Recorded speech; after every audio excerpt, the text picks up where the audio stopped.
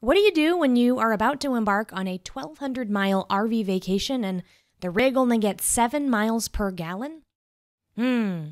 Keep listening and you'll find out what the Texeras are going to do.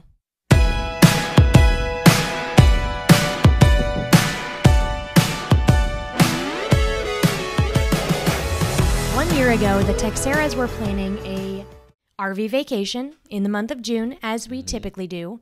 It was 2 weeks to South Dakota, to the Black Hills. Oh, it was such a trip. Every day was a top 10 day. Yeah, we kept it was incredible. Wanting to pinch ourselves on this trip. Every day was one of those days where you're like, tomorrow can't be better. Nothing could beat today. And then the next day would beat that day for 2 weeks straight. I mean, I don't know if we'll ever get another trip like that, but it was pretty incredible while we had it. Anywho, we are now 1 year later planning another trip. It's not to the Black Hills, but it is to the good old national park of Yellowstone and the Grand Tetons. Did I say that right? Yellowstone National Park is probably what most people would say, but that's all right. I mess up stuff. So we are going to be going to the Grand Tetons, and we are going to Yellowstone. These are classics, hallmark national parks. We are national park documentary buffs, if you will. We've watched quite a few of them. Yeah, they're good. We really enjoy it. Ken Burns has done one, particularly on Yellowstone. Well, I mean, it expands to the other ones. It does. Yeah, you spend a good amount of time there. Well, yeah. Yosemite and then the Yellowstone, because I think that was number 2. Right. So we are doing this all-American vacation, and we are pumped about it. But I'll tell you what I'm not pumped about is that gas pump. Yeah, lately we've been getting a little bit scared because we are running into this challenge. When we did this last year, gas was what? An all-time almost low. It was what? It was under $2. Under $2. Under $2 a gallon. I looked at the budget last year. I think we spent about $500 total there and back on gas. And we did a significant amount of driving in the area when we were there. This go around, just the most efficient possible path to Yellowstone and back, which we're not taking, not even including driving around in the local area, would be $950. And that's at current gas prices, not when they always go up in the summer. Right. So I am estimating, and you know what? We might have to reevaluate, but this is our problem. Right now, it's looking like $1,200 for gas. At least, yeah. And then it's looking like another $100 for gas to go to Mass and go to different activities in the local area. Since everything's kind of a drive there. It's not like in Yellowstone, there's tiny little towns and places to go grocery shopping or go to Mass. There aren't. You have to leave this ginormous national park to actually go to those things. They have campgrounds inside of it, which we are going to a number of. But yeah, we're presented with this challenge because when we initially came up with our vacation budget, we had gone with last year, our all-in was $2,500, and that was a really, really nice trip to the Black Hills. It was fun. We didn't hold back going out to eat. We didn't hold back on activities we wanted to do. We kind of just, whatever we wanted, we kind of just signed up for and did. It was a very easy amount. To some, some that might be like, wow, only $2,500. We didn't go too crazy. Camping for 2 weeks, you could have done a whole lot cheaper. Living up is having s'mores 3 times or something, Well, our living too up. Crazy. But I'm trying to say, like, for camping, that was a very generous budget. Living it up. Yes. Isn't too fancy. Exactly. So, obviously, this is a much less, a smaller budget than, say, taking a trip to Disney World or something. So, anyway, for camping, we were thinking it'd be about $2,500. But as we have looked at things, it is obvious that this needs to be at least a $3,500 trip. And I didn't notice that until we're basically in the home stretch of the trip. And we have been saving for it we've also already outed about $600 of it, in reservations. We started booking. If you're going to go to Yellowstone, you can't just decide you're going to Yellowstone. You can't just show up. This was last fall. Last fall we got on, and we barely, by the hairs of our chin, some of the last got a couple sites with no electricity. We got the dregs. We're gonna it'll be fun. Yeah, there's probably 5 nights that we're gonna have electric and actual things like that, and then the rest of them are no hookups, kind of that rustic camping experience. But that's kind of the beauty of Yellowstone. We'll have fun. So yeah, we're gonna have a good time. The weather is actually fairly mild, so it's not like you're going to be needing to run your air conditioning because it's pretty dang mild there in June. So that's good. And anyway, we have this challenge in front of us. We did a podcast episode about our trip last year. Yes. And we're doing another episode right now because instead of just, hey, here's how we did this trip, here's how we saved money, here's how we made the most of it. Now, today, we are going to have our conversation about, okay, this gas is way more expensive than we thought. What adjustments do we need to make, both to the budget, but then also to the actual vacation or what we are doing on it to make it all work? So we wanted to invite you in on this conversation. This is not a simulation. This is not a representation. Nope, this is raw, real facts. We have not talked about this yet. Nope, we have not. We have not. And Amanda, I've probably snuck things in there that Jonathan might disagree with. Amanda has done she's the one with the planning. Proper brain and personality to do all the research and the planning and the prepping and all that. So she knows all the stuff. I hardly know. I know You're very coming in little. Raw. That's okay. So this is going to be great. Let's do this thing. Let's jump in. Yeah, let's do it. I'm excited. And yeah, when you're coming up against a problem like this, you basically have a couple of options. One, which I'd say would be most people. Well, just let it be whatever it is and just swipe the crap out of the card until the hogs come home and we have the trip we want. That's, it's just the temptation of part of it. Yeah. It's, nobody can say no to themselves or think outside the box. So we're just going to swipe, and then now pay for it when we come home. Texeras don't do that. And neither should you. The other option would be, I guess we're canceling. Yeah. Or we are just going to strip this thing down to such bare nubbins that we don't even enjoy the trip we're on. The Texeras don't do that. We do something called finding the third way.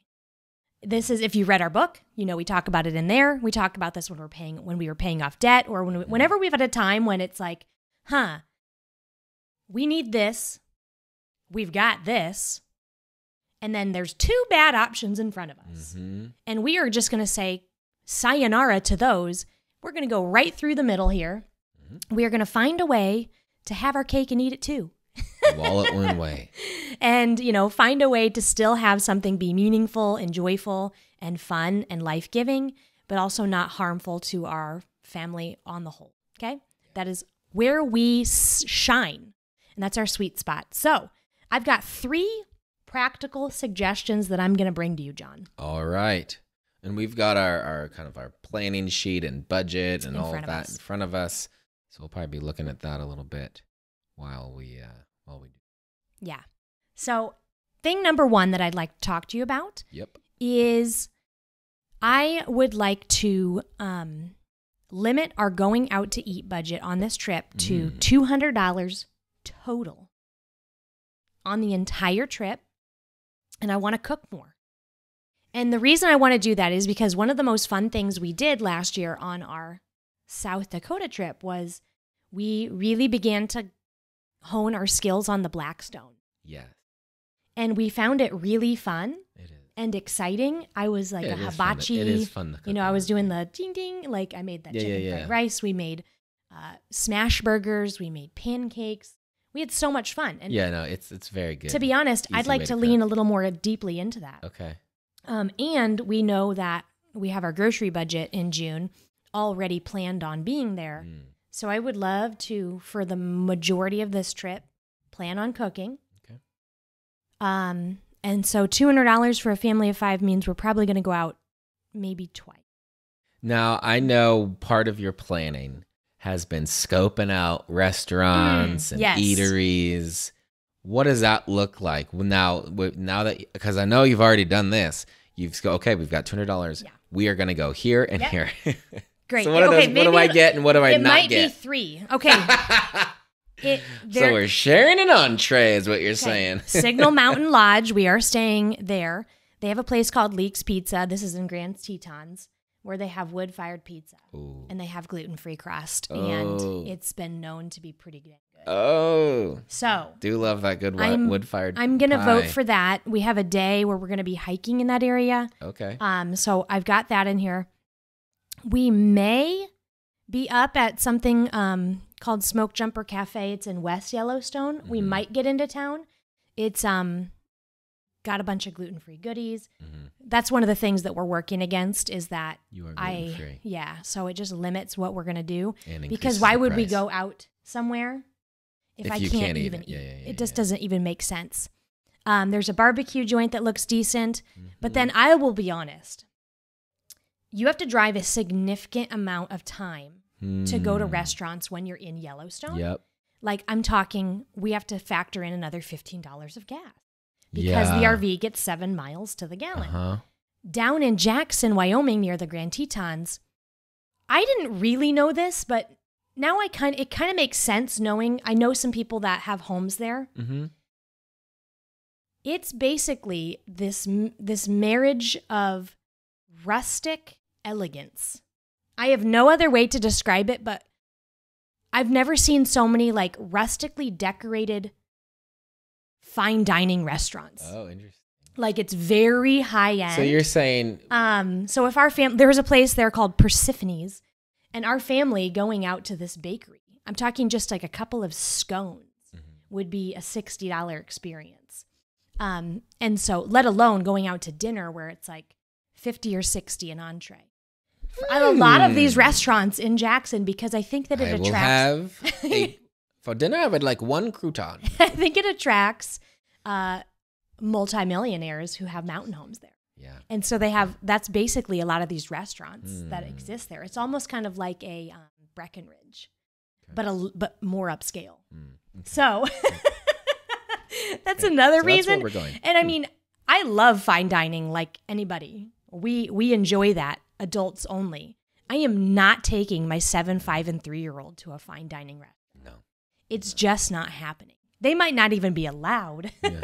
All right, so you're thinking, so I'm thinking we go out to eat like maybe 3 times. Pizza. And only if it kind of makes sense. I don't really want to have to add to the gas budget to go get food. That's my biggest thing here is, I don't want to have to drive forever to get to a place. Like last summer, it was just kind of right into town. Oh, yeah, it was all really close. Or usually Custer. on our way from where the campground to our hike or whatever. So yeah, I'd say very little will be on the way. It'll work out. Now, what's the other thing though is what's our plan? If we're going to be cooking more, we need more ingredients. We need more places to store them. We need to keep them cool. Mm-hmm. And there are a lot of these places. I have a propane budget. We don't have electricity. So we'll be running the generator. Is that allowed to run the generator? Wait a minute. I thought the refrigerator worked off of propane. Oh, yeah, it does. Woo! That's right. You can't run your generator in Yellowstone. I didn't think so. That's what I was like, we're going to need to buy a cooler. No, I was thinking about... Yeah. No, we're good here. But I have a $60 propane budget because last summer we did need to fill it once. How much is propane? And it cost us about $75, but we'd gone into the trip with an almost bare bones. Yeah. So if we fill it while we're here, I think this should last. Yeah, and we won't need it for heat or... No, exactly. So. Okay. Yeah. Okay. Woo! You scared me. But buying groceries, we'll have to be really good about figuring that out. It's one of my one of my soft ways of not having to add to the vacation budget. No, but I'm saying we just need to schedule and figure out the strategic way to buy groceries because the fridge is very small. If we're going to be cooking this is not even a conversation. Great. Are you next? Great. I'm the master. I can handle that going out to eat budget. Okay, second. And I think that this is a really good tip for people. I'm planning to offset this with assets we own. This is next level thinking. I think that this is a mindset shift in general that we've been working on for years, is getting out of the money comes in, I consume it all, and then and then I get paid again, and I just keep consuming everything I own. We have chosen to start leaning more into taking our assets that we own and creating cash flow from them. I mean, you could do this 100 which ways. You could lean deeply into this. The Texeras choose to do it fairly part-time because we don't want it to be too disruptive to our family. It'll be something we scale up as the years go by, but for now, we Airbnb our home when we travel. But we are not planning on taking a vehicle with us on this trip, and we had not listed our current Honda Odyssey on Turo. But I think that we should, well, if we're not using while it, why we're not? gone, I think it could very easily be rented to a family like us who just wants to go visit, somebody, or people are in town for the College World Series, and they have a group and they just want to tail around in a minivan. Cool. That's cool. And they're going to be pretty light on it. I think we could probably make $1,000 easily in a week of doing that. Our home is already booked twice, and it is going to pull in $2,130 as of right now. Cool. But we don't have those College World Series bookings yet, and so typically we'll get about 2 more. Yeah. So we'll probably make about $3,500 on Airbnb, another $1,000 with Turo. So wait, we're only going out to eat twice? It's obviously more than paying for the trip, but I like to stock some of that away for future travel. No, and again, things. I'm with you on the whole idea of this going out to eat is going to cost this much plus whatever it would be 10% more because you got to drive and then I'm with you. Yeah. All right. So we are going to be doing that. Okay. Cook more. I can handle cook more. And you know what? That brings me to, we're going to have a little bit of a break, and we'll be back with the third tip in just a second. If you're enjoying this conversation about our upcoming trip, well, you might want a little bit more information about vacations and how Amanda and I like to approach them. One of our favorite things to do while we're traveling is to save money, of course, and even make money while we are on vacation. And we are sharing the tips, the tricks, the strategies, the tools that we personally use when we are booking travel, when we are on our trip to save money, even make money, right? You can save money on the cost and you can make money to offset those costs. And we are sharing how to do that in our newest bundle, how to save money and make money while on vacation. You can grab a copy of that right now at walletwin.com/vacabundle or use the link in the show notes. That's walletwin.com/vacabundle. Hey, we're back. We are talking about our budget for our upcoming RV trip to Yellowstone, especially in light of soaring gas prices and the ever thirsty RV engine. So it gets, I don't know, 7 miles a gallon, 6 feet a gallon. And knowing, doing the math as we drive down the road every 5 minutes, knowing I'm not even going to do it. Anyway, we're tight on time here. The first 2 tips that we shared with you was 1, cook more. The second was offset with assets you own and create cash flow to actually pay for your travel. That's really fun. And then the third and final thing that we want to leave you with is choose high quality, free or low cost versus pricey but nice to do. Yeah. If that makes sense. So if you look at our itinerary, Jonathan, you can see that I have leaned 80% on nature's beauty. And I mean, we're going to a place that is known for its nature. Hikes, nature walks, seeing the geysers. I'm planning on having picnics. I'm planning on hanging out by the lakeside. I'm planning on fishing. I'm planning on games at the campground, songs at the campfire, movie nights, maybe inside the RV, maybe outside the RV with like a projector and a sheet. I'm leaning really, really deeply into things that are going to be very memorable for our family and make it feel like we're not missing anything, but There's not a lot going out the door. Now, there are 3 things that I have chosen to prioritize in the budget. And you can join me in discussing these. But the first one is horseback riding. And it's so fun. Horseback riding in Yellowstone will be $350 for our family. If we want to go cheaper, we can drive an hour outside the park and an hour back. But now it's 6 of one, half a dozen of another with the gas. So we have that. Also, there's this alpine slide. And earlier in the year, we had thought we were going to get a all-day pass. Because we went on an alpine slide last time. And wanted more. And you got stuck behind a really slow kid. He was so... And I got stuck behind you. It was so irritating that they even gave us the green light to go because this kid rode his brakes the whole mountain. Yeah. He was in the fast lane. He was. That kid should have been on the other side. Anyway, so we wanted to avoid that. So we're thinking, all day pass. Yes, please. And earlier, it's $500, $500 or $600. And we thought, okay, that's fine. We'll do it. It's quite a price, but we're looking at the other bits and pieces of the budget of this trip. We thought, okay, yeah. It works. It's expensive, but it's really fun, and we can do it as much. And I think a couple other things that they had there. Right. But now with gas, it's like, I don't want to take this to a $4,000 vacation. Yeah, it was a nice thing to do, but not necessary. So to do it 2 or 3 times would be about $150. And if we wanted to do putt-putt or one other activity, I budgeted $200. Yeah, so I think that's definitely reasonable. And then we have not had family photos in 18 months, much to my chagrin. I love family photos. Our kids have changed so much since the last time we've done it. And last year, a pal of ours had family photos taken in the Tetons, and they were just so beautiful.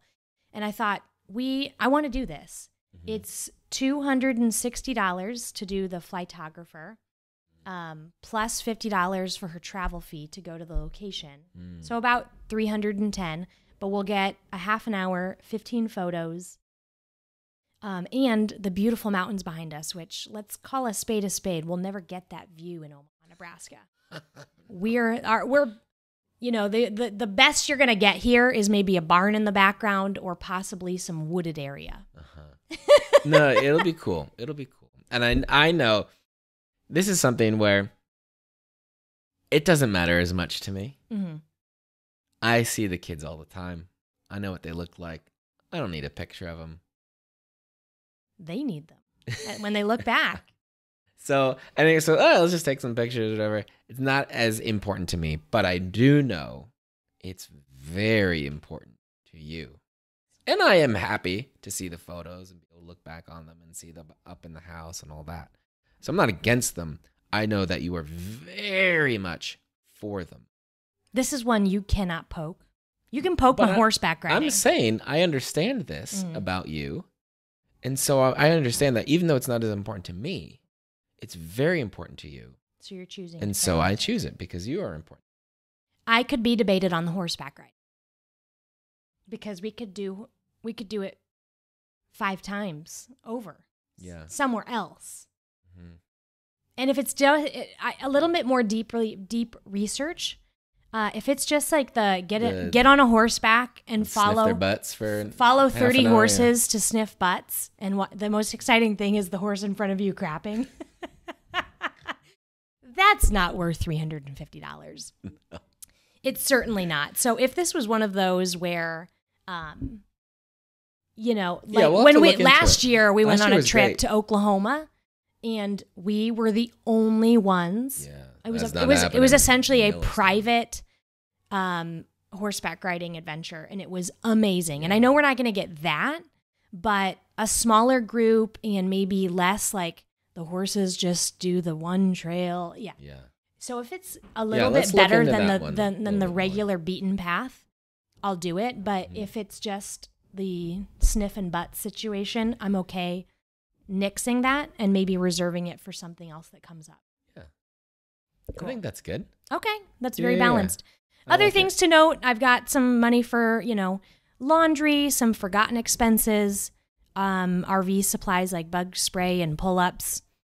If we don't buy the pull-ups, we're going to have to increase the laundry because we've got one kid that she's still struggling to hold souvenirs. Souvenir budget's a little shy, so that one a little bit.